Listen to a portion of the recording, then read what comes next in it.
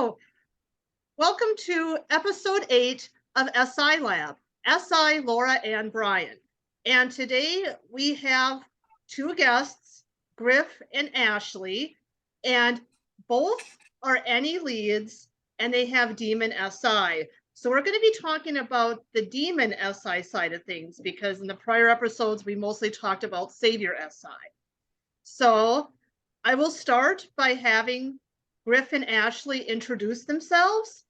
Tell us how you got into OPS, your full OPS type, and anything else interesting you want to add about yourself. Gryf, you have to go first. I'm DE. Nah, ladies first, and your name starts with an A, so alphabetical first too. Damn, you're NE. All right. Ashliana, and I am an FM, play, consume, blast, sleep. And OPS, let's see. How did I get into it? So that's a rabbit hole. But essentially, my love language is to figure out the people I love. And so a lot of it had to do with like figuring out my husband, figuring out my kids, also figuring out myself. It's like the TE savior, self-improvement. Brian and I have talked about that too. Like that's how I got into it. Anything else interesting? I mean, I'm sure we'll get into that. You'll figure out what's interesting about me in the conversation. Sure will. All right, great. My name's Gryf, audio, ENFP, consume, play, sleep, blast. How I got into OP. I've been studying personality types since middle school, and then in high school I started learning about the function stack, upon which I found Dave's Superpowers on YouTube, and from there it was a wrap. And then I got typed in February 2021. Did I miss a question? Was that all? Yes, so good. No, you didn't, except did you want to say something interesting about yourself? There's nothing interesting about me. I think we'll find out otherwise. We'll pull it out of you, Gryf. And we know how shy you are, so, you know, we'll pull it out. All right. Well, with that, I guess we're going to we got a flow going here. And I'm going to kind of it makes sense in my mind, and hopefully it'll make sense in your guys' mind. Speaking of NE and SI, I was telling them before we went on camera, I had a very interesting day. And part of it is because I had a stressful SI experience this afternoon, and I'm still recovering from it. So we'll see how I respond today. SI savior, supposedly here. So, right, to start us off, okay, so we know in the OPS system, which was where we all met, there's this concept called introverted organization, OI as they call it. And there's two different types. There's SI and NI. And so that's what we're here to talk about. But when you have SI in the system that we all know and love, that means you have NE. So since you guys are both NE saviors, again, we're going to follow the Gryf rule on alphabetical order and ladies first on this. I might twist it up, but actually you go first. Tell us about being NE savior. Describe your experience in your youth in particular and how that worked for you. I'm going to have to TE talk it out, but I'm masculine NE. And so what I love about being masculine NE is once I have the SI to back up a pattern, I'm okay to roll with it. Like I'm not really questioning it a lot. Not that I'm not flexible, because being an ENFP, new data that makes sense, that like TE makes sense, will maybe change up the pattern a little bit. If it happens again and again, right? If it's a reoccurring pattern, but otherwise I'm willing to throw stuff out and stick with my NE, pattern, whatever it may be. So, okay, how did that help me as a kid? Well, I moved around a lot. My parents were, military. And so I think where that really helped me out was especially being TE savior as well, was I was DE, so I could pretty easily make friends. And then with my NE, I just figured out how to do it quick too. I think I just saw the pattern of like the different groups too. Like I was able to categorize people at a very young age to kind of know like what groups that I wanted to be in. And then also being savior TE, I think I did really well academically in school. I have blast third, so the SI-TE nature of the school system was fine. And again, I was like really quick as a student. Like NE, I think helps you to learn really quickly, especially again, like I have masculine NE. So like I would just pick up a pattern, no problem. When it can't, like, I think the only thing I struggled with was like math, because math was is more TESI, and that's third, right? My blast. But like once I got it, in college is probably when it finally like all came together for me. Now I love math, and I can do math really well, and I teach math well as well. So I think for me, it's just like NE has the ability to quickly learn, quickly put together those patterns. And so for, I would say, making friends, for making good grades in school, and not in it not really mattering where I was able to kind of just pick up quick and do those two things. So that's what I got. Wonderful. It's a great answer. All right, Grifster, as I like to call it. I got lost listening to her. So what was the question? Okay, so any your experience growing up, how that worked for you as a strength, how you look back on that experience being NE savior. Oh, so as a strength, not a weakness? Yeah, as a strength. Okay, as a strength, yeah, I agree with what Ashley was saying. Like in school, you're just picking up on that stuff so quick. You know, like I remember not even paying attention or even doing much studying, but like whenever there was a test, I would just spend 5 minutes before, look at it real quick, because I'm also a skib. She's a skib as well. Yep. And just look at it quick, put all the patterns together, and then I go ace the test every single time. So school is kind of easy because of the strengths of NE. Yeah. I think learning quickly in general, and from having a bird's eye view on the things that when growing up, kids were not really understanding the priority, which I guess that's also some F talk that I'm throwing in there now, but I was able to like quickly scan through like what's important and use my NE to combine it with my value seeking, with my F function, just be like, what's important, what's not, what's important, what's not. And that led me to early on being able to figure out what's more important. And I was doing that ahead of my peers, where I feel like they were wasting time on some meaningless stuff. So I think NE in the search for meaning was that's how I used it as a strength growing up. Wow, that's awesome. I like how you guys both talked about categorization and sorting and big picture and kind of shortcutting things with your NE as a strength. You know, I didn't think of it explicitly that way, but when y'all talking to that, I can like look back and see how I've done some of the same stuff. And that was a really good description.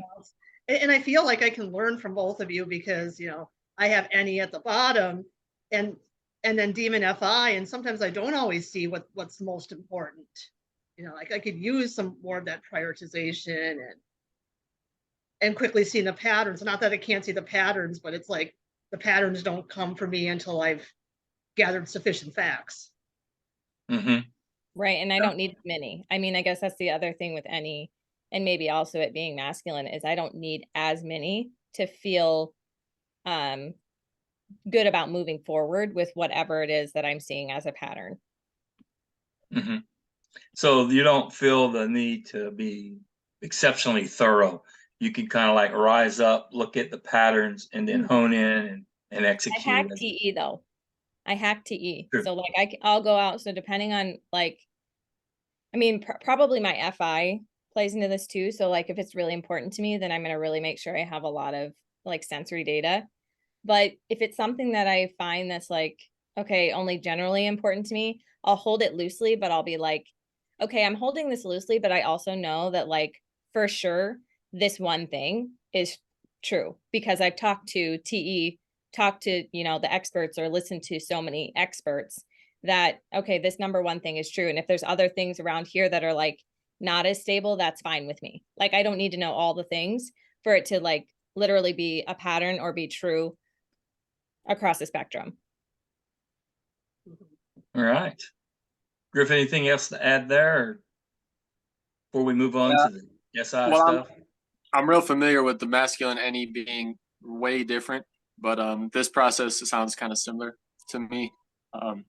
I just move through things really quickly. The only time that the masculine SI will take it more slowly and more literally would be when it would be like a gym routine or a sleep routine or something where I need exact, like, I mean, I've even had bedtimes where I'm like 8:32 p.m. You know, I've done it to that level of specificity, but that's a little bit different. So I guess we can just move on before I start. Because we're about to go crazy with the NE on this type of with all the love we got to we're gonna skip and NE our way through this, aren't we? That's all right. That's right. The DCC, right? The Delta Channelization Communication. That's right. Yeah. Yeah, that's one of our acronyms for anybody listening. People in the Delta, which we all four are. I came up with an acronym, surprise. Delta Communication Channelization. It's almost like there's an operator up in the ether, and when we talk, plugging in things in the right spot, and the data flows back and forth. It's a very interesting phenomenon, and you know, I've met so many people in life, and I can look back on it and see that was what was going on. So anyway, a little explanation of the DCC there, our first acronym of the night. Nice. Not to get too much sidetracked here, but like, do you have acronyms for the other four or the other three quadras? No, No, just not yet. I can take that challenge, but nobody's asking. Totally they need to flow out organically. That's the thing with me. It just comes on the fly. So anyway, enough about me. Let's start pivoting this to OI again. You know, it's personalized organization of concepts, data, the sensory in this case. And so, you know, the world tends to require SI. And, you know, Dave says, you know, a lot of people struggle with identifying and accepting that they have SI because we all have to use it. And we all kind of in our own way feel like we're inadequate. Like I made reference earlier today, I had this tax business structure meeting and oh my gosh, I was struggling and I felt like I had no SI in the moment. And, you know, so it could hit everybody because life just requires so much SI. So talk about your experience growing up and how it was knowing what you know now about what SI is, not knowing it then, but looking back through that lens. So go ahead again, Ashli. You go first once again. I'll pick on Gryf later. So SI is feminine for me. So to be honest, if I'm being really honest, not only is it a struggle for me because it's at the bottom, but it's a struggle for me because it's so fluid. Sometimes I wonder like what NE would be like that way because I like really am thankful that I can make patterns and just stick with something. But then I think about the sensory and like the routines and the rhythms and how I struggle bus through that. Like when I was young, I'm just trying to think about it was all set up for me. Like a school system is set up for you. So the deadlines are there. The class schedule is there. Like the SI, I didn't have to do because it was already put in place. And I think that was to my detriment as an adult, to be honest with you. And plus I think both of my parents are OE. And so like our life was like complete chaos, which was probably another strength of being NE was my life was complete chaos, but I'm not traumatized by it because I'm OE lead. So whatever. But I can't really think of anything that I did in my childhood. Like, I'm just being honest. I'm not trying to like avoid the question, but where I was like really consistent with anything except for every time I would go to a new school, I made sure that I did choir and I sang. So like I sing on a worship team. Like I'm okay, you know, love to sing. And that's my FI. And that's like the only thing like FI, SI growing up that I would consistently do is sing without being told or like join.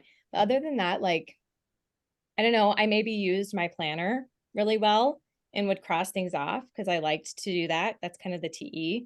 But again, it was all stuff that I didn't have to do myself. So I'm curious, like Gryf having masculine SI, like if that's any different for you. Take it away, Gryf.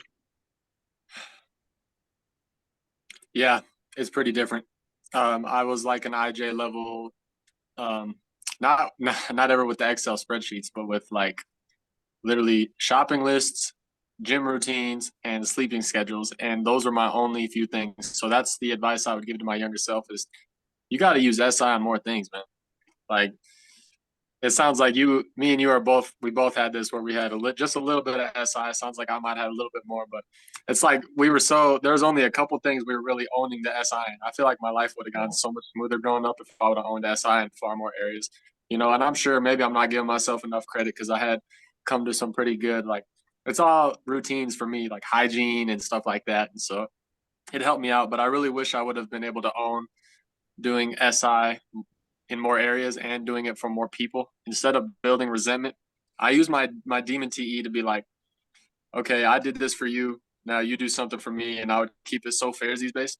But now I'm thinking what I've learned lately with that is to do more for others than they do for me, and then have just that good feeling from doing that. So what I've done with that TE is I've done SI for other people. I'm taking care of their routines, taking care of their cleaning, taking care of all the little SI stuff, and doing as much as I can both for myself and for others. And if I would have been able to own that in more areas growing up, it would have been a whole game changer, I think. See, and that's what's so funny is like having TE Savior, I just did stuff. Like, so there's stuff that I did, like, I would like, I mean, I floss, you know, and like when it comes to that kind of stuff, like really good with that. Like FM always have been good with like looking nice and whatever, like that kind of stuff. But like, I never did anything like routinely. I was always the one cleaning. I was always the one cooking. I was always the one doing the SI things. Like I did the SI like organization, you know what I mean? But it was never like, okay, it's time to do this thing and I've got it on my schedule, and you know what I mean? I would just kind of do it. And so I think that's again like the more feminine aspect of the SI. Oh, this needs to be done, you know, do that. And then when I was young, oh my gosh, you guys, I could do that forever and like hours and hours and hours. But like now I can't do that. I don't have the energy for it anymore. But I used to have so much energy to just do. And it was all like TESI tasks, but yeah, you're tying that TE and SI together a lot here, and how that's the only way I see it in my life. Yeah, you're lensing SI through TE in action, essentially. Right. I could definitely see that. Right. So good experiences. Now, what about like timeliness? And you know, Gryf made a comment about, you know, setting his alarm clock or whatever. It's like, how is it for you guys like that? Because like this one thing that I learned about myself is, you know, I mean, I could like an in-law would make fun of me because I would not have a watch on. I used to not wear a watch. And what time is it? And I could say it like within a minute. It's just like a sense of timing and stuff was just instinctive for me, logistical stuff. How did you guys manage that aspect with SI Demon? It's hit or miss for me. I mean, if it's important to me, I'll remember every little detail. But if it's not important to me, I don't remember anything except for the overview. So at that point, I was like, do I have masculine intuition at one point? But then I'm like, no, I think that's just a savior intuition thing. I have to combine importance with the sensory to really have that level of where you're like, you know how you just said the time down to the minute. I can do that on important days or like when there's something I enjoy going on. But if it's just like if I feel like I'm being controlled, bro, you know what I mean? If I feel like I'm being dragged along, then it's like no, I don't have any sense of time at all. So that's how mine. What's it called? It goes into swing state. How about you, Laura? You know, actually, I think it's kind of similar for me. I mean, if it's important, you know, to pay attention to the time, I will pay attention to the time, and I'll take the time very seriously. But if it's not so important, I'll be more hit or miss about it. Okay. But when it comes to things like deadlines and stuff, I always take those really seriously, and I assume other people do. And then I'm surprised to find out that sometimes they have a lot more casual attitude towards time than I do. Because like for me, if we start at 8 o'clock, that means we start at 8 o'clock, not 8:05, you know, and other people see it more as approximation. So that's something I've had to learn in my life. Yeah, 8 o'clock for me would be 7:55, but I get your point. It's like there's a trigger in my head, and if I'm going to be the one that causes other people to late, I'm gonna beat the heck out of myself for that. It's like almost I'm guilty of a crime or something, you know. So anyway, it's just there's the flexibility there I'm sensing with you guys on that it's priority, it's FI priority based to a large extent, and otherwise it's kind of loosey goosey. It sounds like. Am I phrasing that fairly? I think so. I think for me, because shaking his behavior, oops, maybe because it's a savior, I think it's more like I feel responsible for attending to the time, Yeah. Yeah. And you're great at it. especially when other people are Oh, involved. I mean, if it's something Yeah. for just me, Yeah. you know, So I can maybe let things slide a bit, but yeah, I think that's that TESI combining together. Same thing. If it's for someone else, if I drop the ball, I'm going to be really disappointed, beat myself up. For myself, I'm probably not going to be late, but I'll give myself a little slack, right? So again, it's just different ways of manifesting, which is all good. We all made it work. sometimes I find like with workouts and stuff, like sometimes I'll be weirdly strict about the time. It's kind of like, okay, I said that I was going to run on the treadmill for 20 minutes. Okay, it's got to be 20. If I stop at 19, then it's like I didn't do what I set out to do. You know, it's stupid because I mean anything, you know, something's better than nothing, you know, but yeah. I've almost had to coach myself to intentionally sabotage myself to not do what I set out to do, just to kind of like ease up a bit, right? 20 minutes. Oh, I did 21. Cool. 19. I'm a loser, and that's and just ridiculous, And I right? learned to be flexible because some days, you know, maybe I'm just tired. And one day it was like I was running. It's like, okay, I'm so tired, and I've only gone a couple minutes. What's wrong? And it was just, you know, extra hot and hot in the room, and I was tired, and you know, and it was like, okay, I don't have to be so rigid here. I feel like Yeah. I'm really bad at like figuring out actually how long something takes. So my husband is Savior SE masculine. And so if he's like, so how long do you think something will take? And then I tell him, he's like, okay, so let me add like 15 to 30 minutes to that. Because I'm serious. I'm just like real bad at thinking, like I think everything's gonna be faster than it is. Mm. So I don't know. And it's just like not having like a really solid grasp on the sensory, on the time. So that's why like one of the things that time management coaches will ask you to do is to write out your entire day. Never. I tried so many times. That is not going to happen. I cannot take the time. First of all, sleep last problems. But second of all, I cannot take the time to write all the things I did because of having SI. Because they're like, probably they just mean like an overview, like from 8 to whatever, I did these couple of tasks, but I'm like 8:15, ate my breakfast, 8:18, cleaned my dish. Like that's what I want to do. And I'm like, I can't do this, you know? Yeah, I would never do that either. No. Yeah, I wouldn't either. Well, because for me, it's kind of almost more like it's like, well, just doing that in itself takes time to write all that down. Yes, And it could be doing something else productive. exactly. Fair. Thank you, Laura. So Well, she's the savior here. So I think it in my head, but I may not actually write it down, you know. Ooh, this is really good too. On the same note, this is like the same thing. So one thing, I'm taking this course, so we'll talk about this later, by this gal who I'm pretty sure is probably SITE like you, Laura.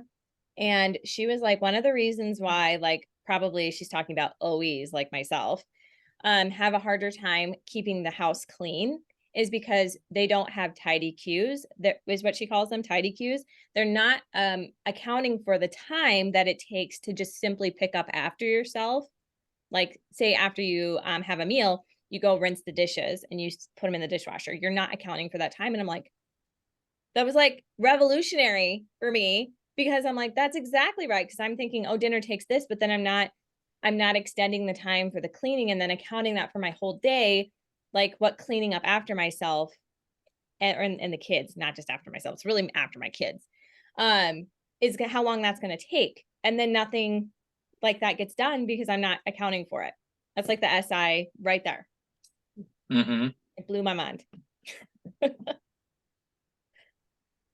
okay, so in my case, I look back and I'm like gonna ask you guys about some success stories and some breakthroughs.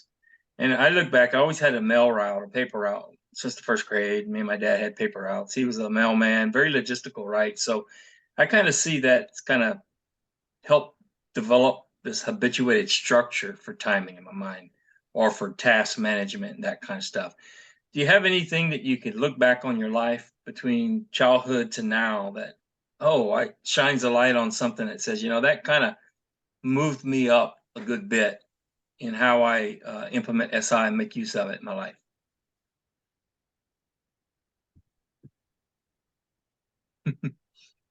I wanted to just give an overview, but I know I'm trying to have to find a specific example. But so I'll give you the tactic, but I'll intersperse some specific examples that inspired it. So like I was in college and I would be trying to go harder than everyone else, but in doing so, I would go to bed so early, and then I would end up missing like a lot of fun times. And now I have a lot of regrets looking back on my college years. Like, man, I had a little bit of fun, but I could have had way more fun and still been able to go as hard. That's specific example number one. Specific example number two is like with calories. There was a point in time where I would eat certain foods at certain times and be very rigid and very strict and not have any room to go out to eat with anybody or to have any sort of fun or anything like that. And so the SI breakthrough that I came with was trying to reach that point of balance where I would find I call it fence post. I think the way my SI works, my observer axis works with the mask and SI and the NE at the top is the fence post. So if you have a good enough fence post, then you can start to make the links in between. So like my masculine SI would be the fence post. So I'd be like, instead of having a 8:23 p.m. bedtime, as make that be my solid fence post, because that's not easily able to be linked to any other fence post because it's too strict. I would say, let's make a fence post around 9 p.m. and then have a little bit of wiggle room on either side. And then how does that link to the rest of my lifestyle? Or even with the calories and the food, like maybe I'll have the fence post up. I want to eat breakfast, lunch, and dinner every day, but I don't want to have specific times or specific ways of eating. I want to have lots of flexibility. So the refining of the fence posts, which is such an intuitive way to freaking describe it. But yeah, it's like having the refinement on the fence post made my SI much more flexible because I'm always looking for options, but then that masculine SI is always tethering me down to like just really be IJ, like demon IJ mode with it. And it's just so painful. So whenever I can implement that control, but also implement the options, I felt like it was a little way that I had double observing coming into my life via the NESI axis. That's my two specific examples and then my main takeaway from them. Yeah. Beautiful. I really like that fence post analogy. Mhm. Having that wiggle room is important. Yeah, I've never thought of it that way before, but that's kind of how my mind works. I do allow myself, unless somebody else is dependent upon me, I'll allow myself that kind of, I call it the modular approach. And so there's like a little bit of wiggle room on both sides, but here's a module. It's going to fit in here with a little bit of grace on each side. And it just gives you a little bit of a leverage and a kickstart and some success. So you're not expecting too much of yourself, I guess. So it sounds like you've intuitively arrived at a very similar way that I did it. It's just you had to intentionally think about it, or I think in my case it might have just been automatic. Yeah, it was pretty painful. I had to come through some painful realizations to try to finally get that type of thing implemented. I was even thinking when Laura was talking about the treadmill, I've had that same experience where I'm like 20 minutes on the treadmill and it has to be at this intensity. Like my heart rate has to be at this number. But then I was like, I kept getting exhausted because I'm not taking into account like the sleep. So I started getting my sleep. Yeah, because there's like other factors, and some days you're better than others, or you're more hydrated. Because I would notice if I'm not hydrated enough, my performance is going to be poor. There's just a lot of different factors. So it's not. So then I'm like, well, can I at least do 5 minutes at my goal heart rate, and then maybe the next 5 I'll go down, and then maybe the next 5 if I'm feeling it, I'll go back up, and then I start making more. Like there's the fence post of the heart rate that I want, and then the time that I want, but then there's all the adjustability and the factors that. Well, there's this one, YouTuber that I follow. She does fitness videos, and she always says, "Be where you are today." Yeah. Good slogan. So we're all being sleep up in here too, so that's all important for us. And I guess also as you age, you know, your intuition is tracking all this stuff consciously or subconsciously. So each time you go through something like the fence posts or whatever method you're using, you're getting a little bit better and more skillful of it. It's becoming more inherently a part of who you are. And then you can keep growing from there, I imagine. I think that's kind of what happened with myself. But again, I didn't have to intentionally think about it. It just kind of flowed for me. But that's some real good insights. So sometimes in life, whenever we're trying to work on a demon, I think it helps to find something fun, and hobbies are fun. So can you guys think of any way where hobbies have been an aid to you in your SI development or managing it overall?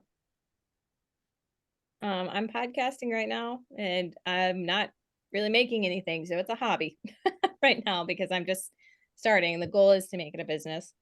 So I would say though, besides that, I mean, homeschooling and having 3 kids has been another thing. Those are probably the 2 things. That's probably what like helped me begin to develop my SI to a greater degree was by doing Mm-hmm. homeschooling. I was forced to figure out the scheduling and how I was going to fit in all the kids' activities as they've gotten older to like manage my time. But like really for real SI is go ahead and start a business and you will see how much you have to use SI. It's really painful. But it's also really interesting because you guys were talking about having that grace period and like trying to be more not being so precise, but still having a level of precision in that this is the task that needs to be accomplished in roughly this amount of time. And that has been something that I've been working on in my brain because I think being that I came from like a chaotic background and having feminine SI and all that stuff, like I knew that doing something that was really precise was not going to work for my life ever. Like when I was younger, it wasn't going to work because there were so many variables. And then I had kids, and there's just no way to be precise in my life. But that doesn't mean I can't take an overview look at my week, which is what I do now, and make time for the things that are FI important for me by blocking them off.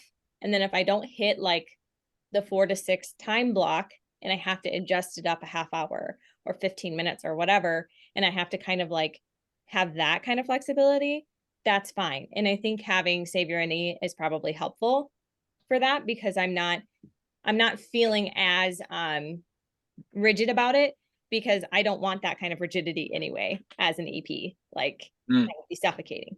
So that's how I've put into practice my SI lately is by kind of like building a little business and podcasting and being accountable to other people to what I said I was going to do and do these podcasts. So Yeah, fun podcast that'll definitely do the trick for you and advance you a good bit. And you know, the mothering thing, that's kind of fun too. You know, I know it's got lots of, you know, challenges to it, but you know, as what's the adage? There's nothing stronger in the universe than a mother's love for her children.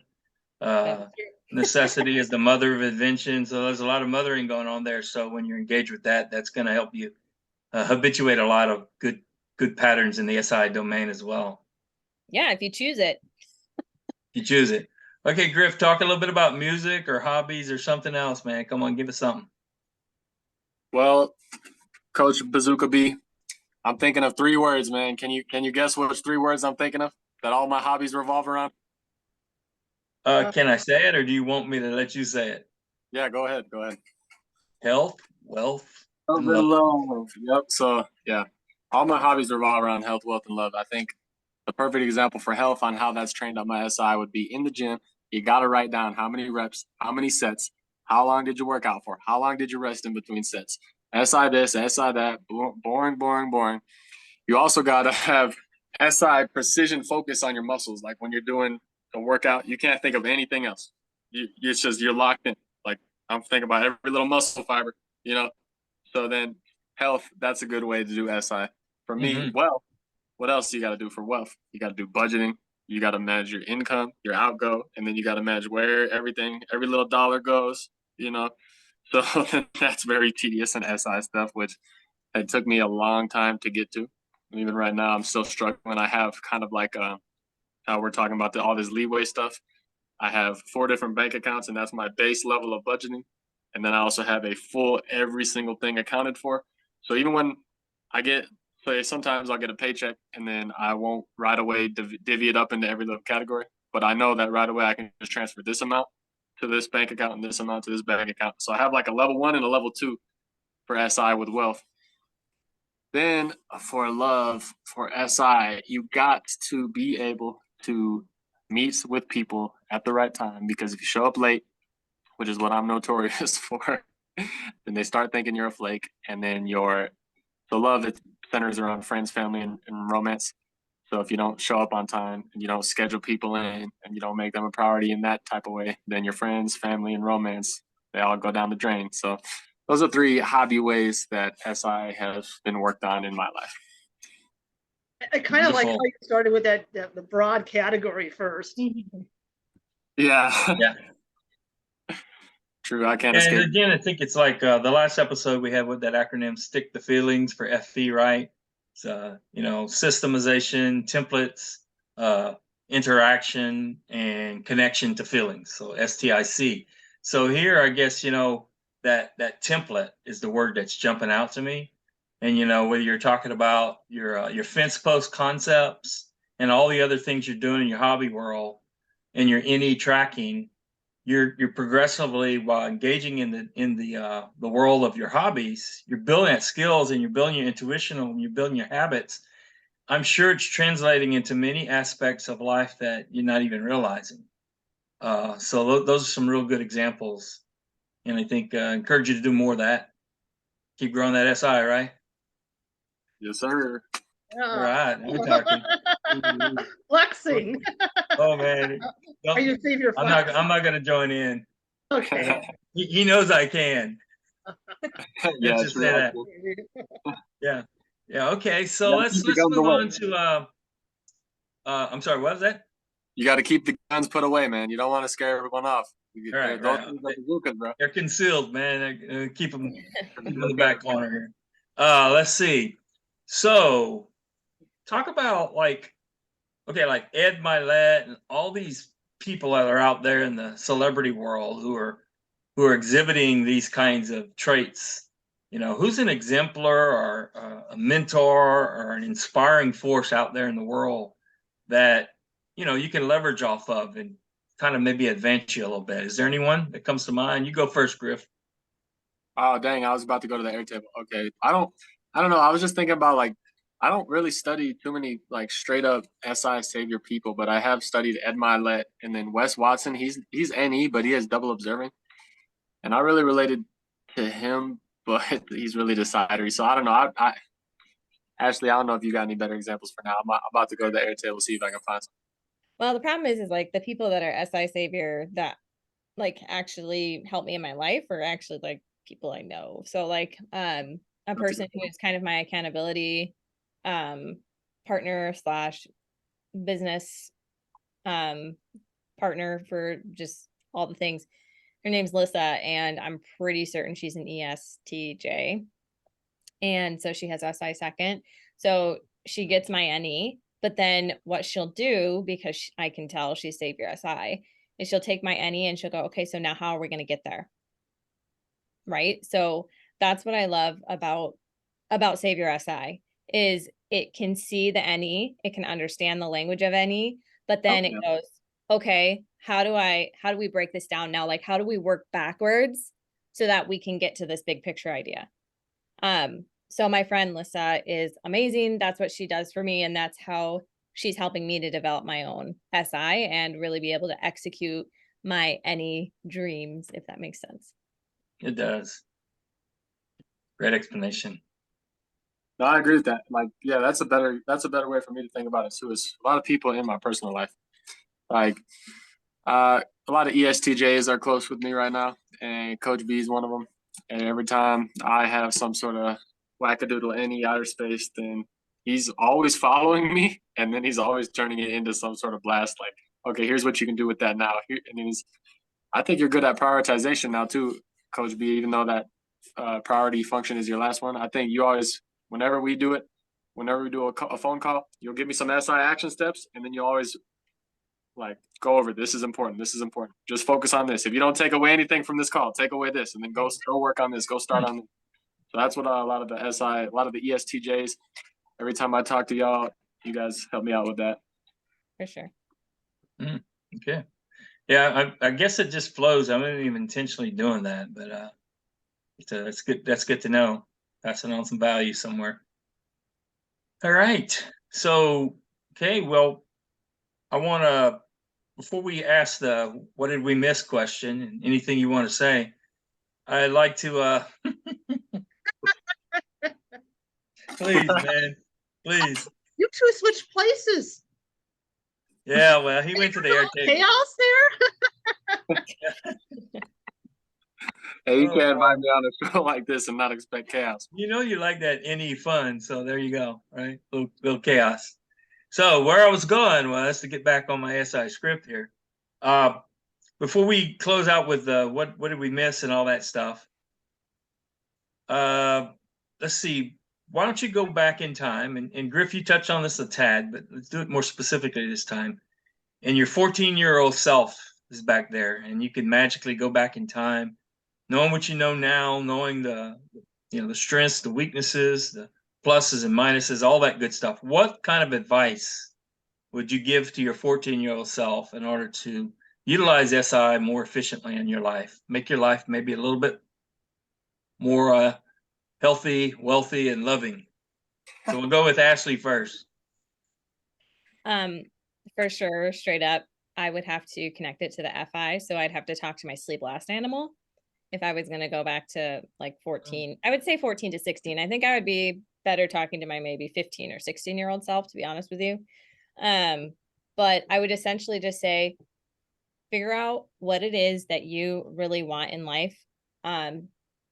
Figure out your big picture vision, and then research how you're going to make that happen.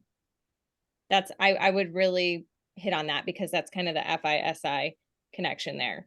What are the steps? What are the steps that you take to do what you're actually passionate about, what you actually care about? What is that thing? That would have helped me a lot, because having Demon FI, just made so many things difficult. I couldn't even do the SI because I didn't even know what I wanted. So really lock in and get a better idea, do some sleep processing to the extent you could do that at age, find your priorities and your goals, and then work forward from there. Well, technically work backward, figure out what my priorities are, and then work backward. What can I do today to then work forward? Go backwards with the SI and then move forward. That's kind of what I would explain it to myself as. And I said, do the research, info dom, but I would do it. Like if I would have told my 15, 16-year-old self, if you do the research, you can do something that you're really passionate about, that fuels you, that fires you up. My 16-year-old self would have been like, really? Yeah. And I would have done it. Awesome. All right, Mr. Health, Wealth, and Love, what you got? What you got for 14-year-old Grifster? So here's the thing. You can do all this self-growth and you can improve your life in all kinds of ways. And then you can build up the Riz, is what they call it these days. That's short for charisma. And me with the NF Savior and the double deciding, I pretty much had the most Riz out of anyone I ever met. But it's because I had the NF training, right? Mm-hmm. And I was hindered by my lack of SI because I didn't have SI-FI, right? So say I would have worked on my clothes a little bit more. I know Ashley's into fashion, actually. Say I would have worked on my clothes. Say I would have kept up my cleanliness just a little bit better. Say I would, like, all this stuff I'm on right now is a bunch of SF stuff, and it's like maxing out. Since I'm already maxed out on Riz with the NF stuff, it's like now this SI-FI is creeping up. And having an exponential effect with the NF stuff. So it's like the NF is kind of like potential. I have all this potential, I have all this Riz, but I'm never getting into situations where I can execute and fulfill my maximum Riz potential. I've been able to kind of work around that. Like, okay, so maybe people see me and they're like, oh, this guy is not really dressed the best. His room's a little messy. They still got past that because I was a cool enough guy after they got to talk to me. But had I gave myself a better opening, like a better in, then I would have had more opportunities in the first place, and then my Riz it just would have been synergistic is the word I'm looking for. You know, so that's the way I would do SI. Would be clothing, cleanliness, and then also a little bit of materialism. I feel so dirty saying that, because for growing up, I always was like, no, I hated materialism in any fashion. But it's like, yeah, because I'm like, I'm not going to judge you based on the car you drive, or you know, I'm just going to judge you basically paraphrasing it. I didn't say it like this, but I'm going to judge you based on the concepts in your head. You know, the NT play is what matters. But now it's like, maybe there is something to the flashiness. Not see, like I said, I feel dirty saying this, so I really hope I do not get taken in the wrong way. But there's just a little something to taking care of yourself, taking care of your possessions, you know, taking care of other people's possessions with them, and then, you know, being a little snobby, because we got the SF sleep, right? So we're snobby. We take the wine glass with the pinky up, you know, like my materialism is better than yours, you know what I mean? So I think there's something to that. That's how my SI, if I would have told my younger self, I really think things would be so much different for me where I'm at right now if I just cared enough about the details, like every little thing in life. I was telling y'all earlier, gotta own more areas of life. Like, okay, I worked at a fast food restaurant and I was washing dishes. So then forever, I was just good at dishes. My house, the dishes were always done, they're always taken care of. But then it's like, well, the counters are not always wiped, the floors are not always swept. You know, it's like these little things. I want to have such attention to detail that even if I hire the maids, they come in and they're like, I don't know why you hired me, bro. Like you're literally, you have everything taken care of, you know, because they're going to notice that level of attention to detail, because that's their profession. They're the only other types of people who pay that level of attention to detail. And this is just the example of the house. You know, this applies to everything. I'm using mostly the examples of your house, your car, your fashion right now. But I think that level of attention to detail in every other area, whether it's for SF, like I'm mentioning now, or for ST, like doing more for others and not expecting anything back, and just taking that pride and knowing I did the SI for this guy, this guy, this guy. Oh, I got to do it again tomorrow, which old me would have built resentment from doing. But now, hey, let me just do a little bit more for you. Oh, you didn't do anything back for me? Yeah, old me would have built resentment. You're not doing as much for me as I'm doing for you. But no, new me, I'm like, I'm going to just keep taking care of you until one day, you know, maybe I get in an accident and I'm in the hospital for a couple of days. Maybe I go on a vacation, and then you're going to realize how much I was doing. And at that point, it ain't even going to be a chip off my shoulder, because I'm actually taking joy in doing these little SI things for other people rather than building their resentment. So if I would have learned that earlier, I don't even know. I'd probably be rich right now, but I don't know. That's gonna give you an acronym, FTRZ, fill the Riz gap, right? That's what you're telling the young Gryf, the 14-year-old. We're gonna fill the Riz gap, baby. And then also, you know, you tell the young Gryf, hey man, you know, get some drip, bro, get some drip. Yeah. You know, embrace the SF a little bit more, and then just keep building these habits, and they're transferable, right? I've got something called the transferable principle. Sometimes when I'm working with a client and they're struggling on something, I try to find some leverageable anchor for them to build, and then they can transfer it to other contexts. So like, you know, cleaning the dishes, cleaning the floors, you're raising your standard, you're getting habituated in it. So yeah, that's a lot of really good stuff you're telling your 14-year-old Grifter. I can't wait to see what this guy's gonna do, man, when he grows up. Thanks, man. All right. So, Laura, what about yourself? What's coming to you in some of these things here? Well, What would you tell your 14-year-old self, even though it's a strength? okay. Well, I mean, I think I wished that I would have been more comfortable, like relying on the any more, because it's like, well, you know, sometimes that, you know, even if I saw the patterns or big picture, I always felt like I needed more proof to back it up. I couldn't just go with the guess. And I guess maybe I would have told myself to trust that more, and just be less uptight and by the book. That, Yeah.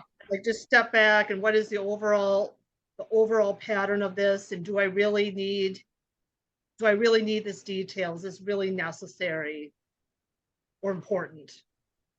I was asking Throughout this series, you've no, go ahead. I was just gonna say, I always ask myself, well, what if I'm wrong? What are the consequences if I'm wrong? And Yeah. like 9 out of 10, there really aren't any. And so it's like, I mean, not really, not for, well, honestly, masculine any is awesome. So I don't usually make like a statement like this is for real, like the thing, unless I know it's true. Oh, NT, double masculine NT. Yeah. Anyways, Give me the some of point that. is, the point is like, it's like, well, what if you're wrong and this guess is wrong? Well, this possibility could happen, this possibility, and this possibility. Okay, well, am I willing to make this assumption then based on these potential consequences? Sure. Or no. It's like, if like you could train yourself, like this is why I tell my husband, like when he's in ST mode and like we just need to like move, that's what we go through. You know what I mean? And I just think it's really helpful to figure out those questions to ask yourself, you know? Mhm. Absolutely.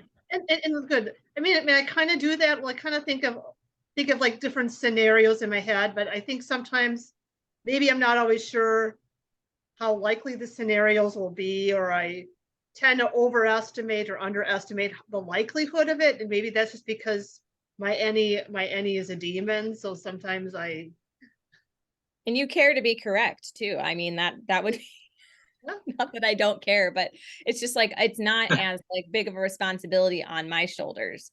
Like I'm okay to be wrong and then pivot. Where I feel like maybe if you're an ST, especially SI savior, you're like, well, but no, like that's how my brain is meant to be more precise, you know, or accurate with the time or the sensory. because Yeah, and in my case, I've kind of like allowed myself a lot more in my personal life. You know, again, if somebody else is dependent upon me, I'm going to beat the hell out of myself to make it happen, and it's going to be explicit. It's going to be on time. But the way I kind of like end around to give myself some grace, and that can move into other aspects of life, is in my personal life. I've given myself a lot of those flexible fence post type of Mhm. modules Yep. versus the discrete scheduled time. Like in the space program, we had something called flight activities officer, FAO, they call them. And I learned a distinction with them between scheduling and activities plan. So I think what I'm hearing here is that this fence post analogy Gryf offered and some of the other things we're saying, it's like you have a big module block of time for an activity to go on. There's a whole bunch of stuff that's going to, you can move around inside that activity, but the astronaut office needs an hour and a half, 90 minutes to do this, and it might take 80 minutes. So you give them a 90-minute block and then let them go in there and figure out how to do it specifically. So when we're putting together the overall mission, we need to have all these blocks. So we have these modules, but there's flexibility inside the modules to schedule things explicitly, right? So that's kind of something that I think I've used in my personal life. And I think it's something that's available for other people, whether they think about it that way through that analogy or in their own way. Find ways to create modules versus discrete, because it's a whole lot easier on yourself, and it works with your NE in this case as well, because it gives you that flexibility you're looking for to track the patterns and adapt. Right. Yeah, and that's something I kind of would have told my 14-year-old self, because I think now I am pretty good at setting up the fence posts, and I've, just from experience, I've gotten more of a feel for it. But I think when I was 14, I was a lot more rigid, and I didn't know how to set up good fence posts, and now Yeah, it's finding that middle ground. it's more natural now to do the fence posts. I think it's Yeah. also helpful to realize that even if we could somehow tell ourselves these things, that it would still take time to Well, like Yeah. because if it's your demon, implement. it's not as natural for you. So maybe we'd be a few years ahead of where we are now, but I think the reality is like all of these things that we're talking about just take a life experience anyway.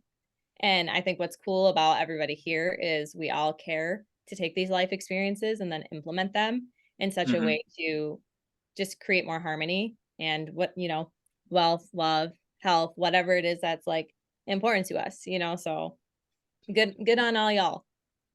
Yes. Dang, Yeah. that was so NF hippie. Oh, you were speaking Yeah. my language right there. I was getting even warm there a little bit.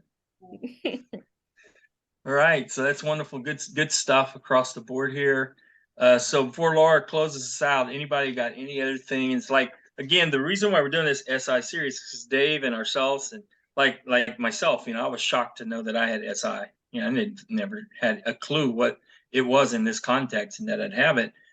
But people that are watching, whether they're new, whether they've been in it a while, they're trying to wrap their arms around and get more SI in their life because they think it would, Rome's not built in a day, but we're going to move in the right direction, right?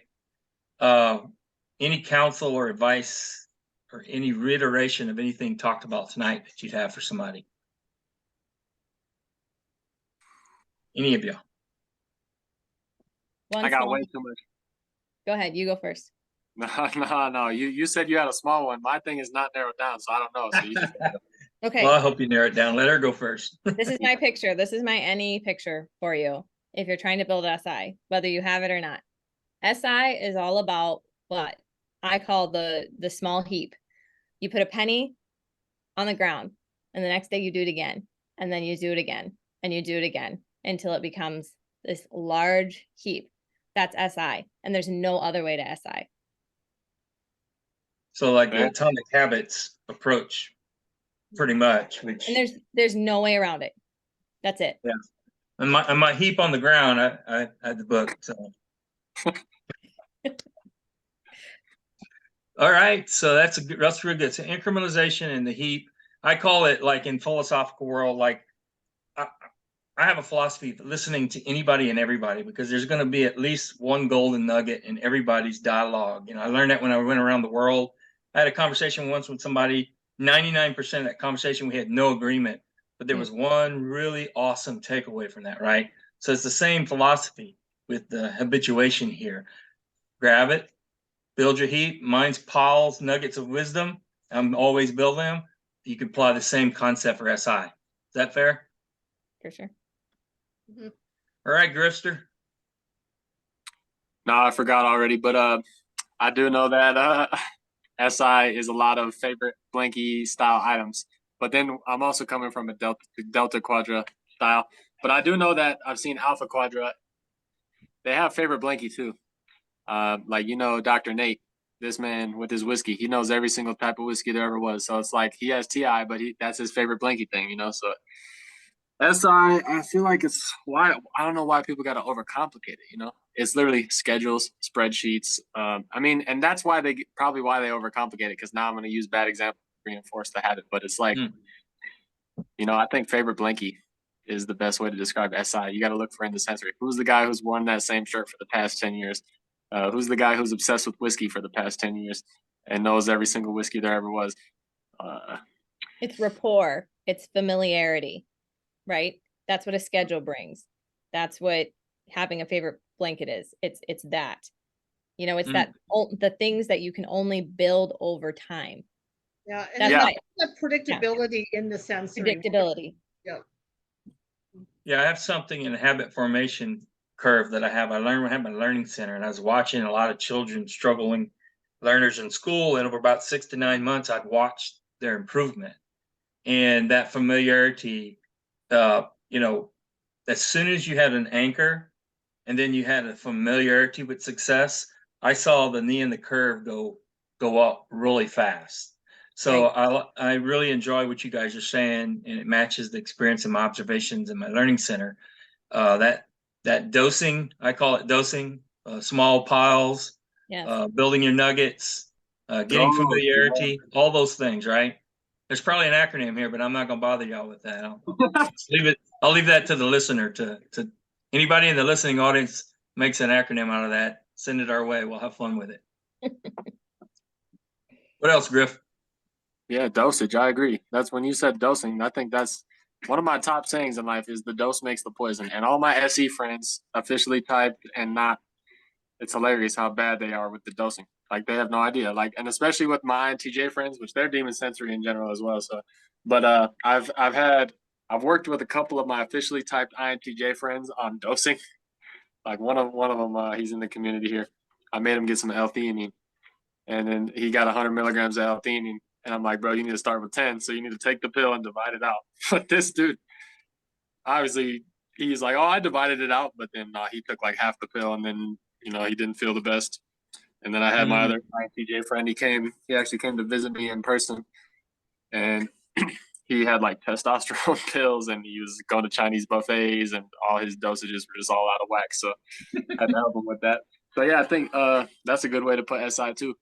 There's a scene from The Incredible Hulk when they were injecting the Hulk with all this green stuff. This guy he increased the dose by like so tiny, and he was like a Alpha Quadra NeTi type of guy or something. But he increased the dose just so small, and then the Hulk he got mutated. Like it was the Hulk's enemy. On that movie, there was like the Hulk, and then the guy, his enemy, who got injected with the same stuff, but he got too high of a dose, and then he became some freakazoid. So it's like, and he only had just a little bit more, So y'all got to be careful with those butterfly effects.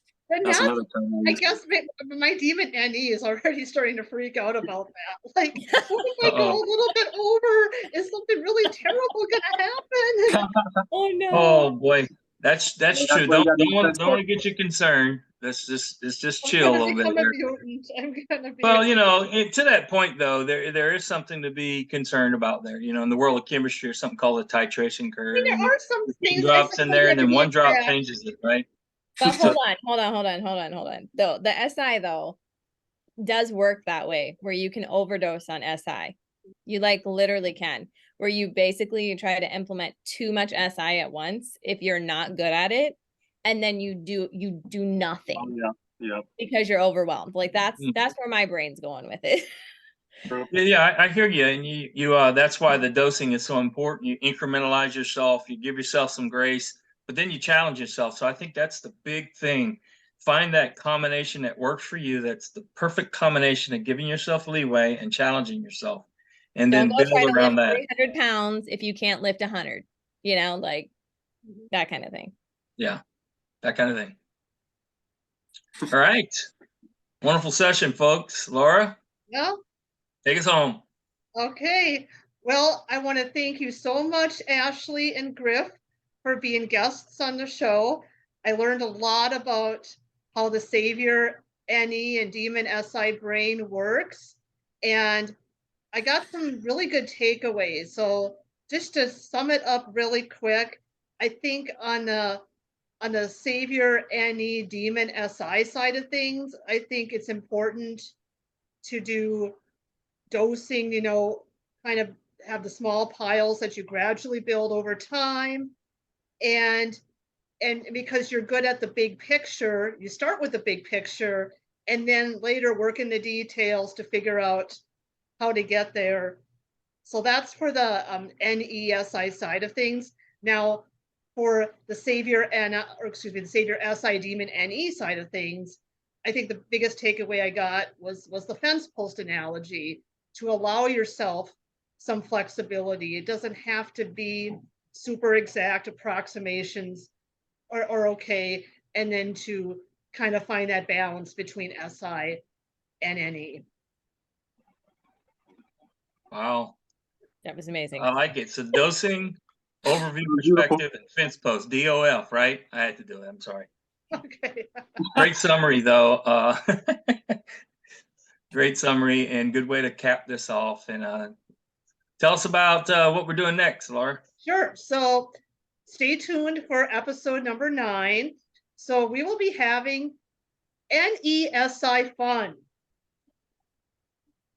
Yeah, well, we don't exactly know what that means yet, but throughout this series, Laura has been kind of prompting me in the background. Hey, let's have some NE fun, And I'm like, well, I'm not quite sure what you mean by that, but we're iterating to it. And we're going to figure it out before the next episode. And we have Jessica and Julie are going to join us. They've agreed to be our guests, and we're excited to see what that's going to look like.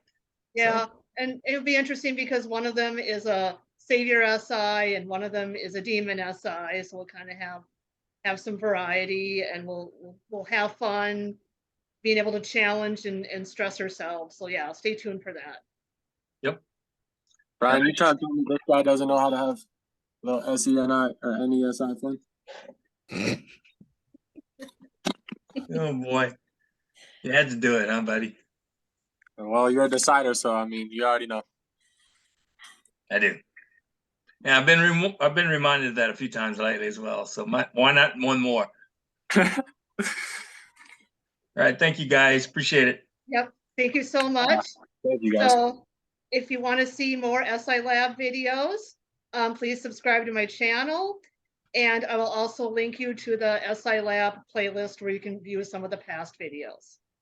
So thank you once again. Have a great day. Bye. Bye-bye.